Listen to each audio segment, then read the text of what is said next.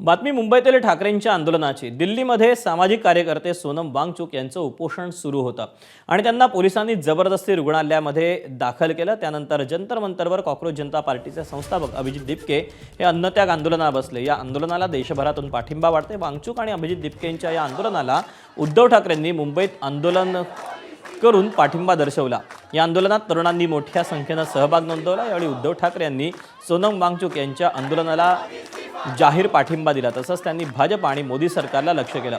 हे सरकार आता घालवलं पाहिजे असं उद्धव ठाकरे म्हणाले। हे सरकार बदलण्याचा लढा सुरू झाला पाहिजे असं परखड मत ठाकरेंनी व्यक्त केलं। मुंबईत शिवाजी पार्कमधील या आंदोलनाला आदित्य ठाकरे, खासदार संजय राऊत, सुषमा अंधारे तसंच अन्य महत्त्वाचे नेतेही उपस्थित होते। आता एक पोस्टर काहीतरी होतं, नाही हे धर्मेंद्र प्रधान राजीनामा द्या, ही एकदम क्षुल्लक गोष्ट आहे। नाही, हे पण एकदम क्षुल्लक आहे। हा लढा आता जे सरकार आपल्याला रोजीरोटी देऊ शकत नाही, रोजगार देत नाही, शिक्षण देत नाही, उत्तर देत नाही, हे सरकार बदलण्याचा हा लढा आता सुरू झाला पाहिजे। साधी महिलाही झुरळाला घाबरते ना। अरे इकडे आमचा पंतप्रधान घाबरतो, अख्खं सरकार घाबरतं। जगातला सगळ्यात मोठा पक्ष ज्याने भाड्याने माणसं घेतलेत, हे भाडकं वाचलं की असं होतं, भाड्याने म्हणजे माणसं चोरून पक्ष वाढवला ना की असा पक्ष झुरळाला घाबरतो। आता कळलं मला की हा पक्ष झुरळाला का घाबरतो। हे सत्ताधारी झुरळाला का घाबरतात? कारण यांच्याकडे स्वतःची माणसं नाही आहेत, सगळी भाडकाऊ आहेत, चोरून आणलेली गद्दार आहेत। की पाकिस्तान बरोबर चर्चा केली पाहिजे। पाकिस्तान बरोबर, जो पाकिस्तान आपल्या देशात आतंकवादी घुसवतोय, बॉम्बस्फोट करतोय, सगळं काही करतोय, अतिरेकी हल्ले करतोय, त्याच्याबरोबर चर्चेचे दरवाजे खुले ठेवले पाहिजेत। आणि मोहन भागवतना विचारले तर मोहन भागवत म्हणतात की होय बरोबर आहे, हम हिटलर जैसे नहीं है। अहो भागवत साहेब, हे हम हिटलर जैसे नहीं है तुमच्या मोदींना सांगा। आणि पाकिस्तान बरोबर चर्चेची तयारी आहे, मग वांगचुक बरोबर का नाही करत? हा देश काय झुरळांचा देश आहे? आपण आता ठरवलं पाहिजे की जो आपल्याला झुरळ म्हणतोय, जो आपल्याला न्याय हक्क नाकारतो आहे, या सगळ्या सत्तेला चिकटलेल्या गोचिडी आहेत। गोचिडी, मी आज त्या सत्तेला चिकटलेल्या ना गोचिडी म्हणतोय, जे सत्तेला चिकटून राहिलेत आणि लोकशाहीचं रक्त पितायत।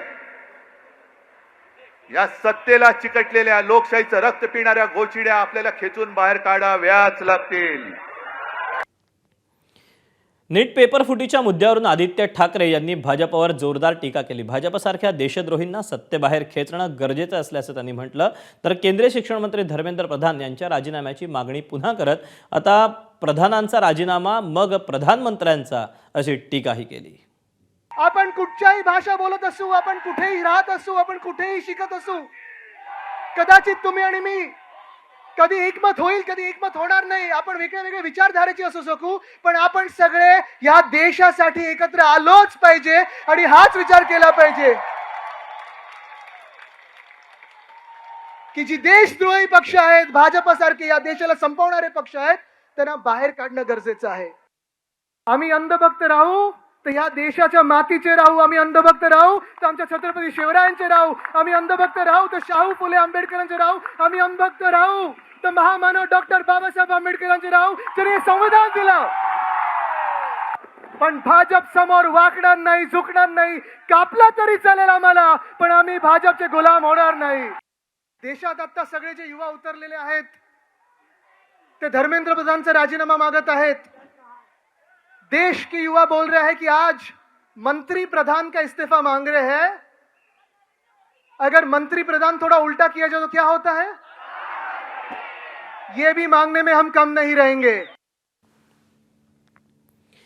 मुंबईतील ठाकरेंच्या आंदोलनात मोठ्या प्रमाणात तरुणांनी सहभाग घेतला होता। तरुणांनी काय प्रतिक्रिया दिली ती आपण पाहूया। कि कहीं पे भी अगर कंसेंट नहीं मैटर कर रहा है तो कोई चीज़ यहाँ पे नहीं ली जा रही है। मेन चीज़ है, अगर उनके पास ऑर्डर भी था तो वो मॉनिटरिंग का था। कहीं पे भी हाई कोर्ट के ऑर्डर ने ये डिफाइन नहीं किया है कि उन्हें उनकी कंसेंट के बिना उठा के ले जाओ।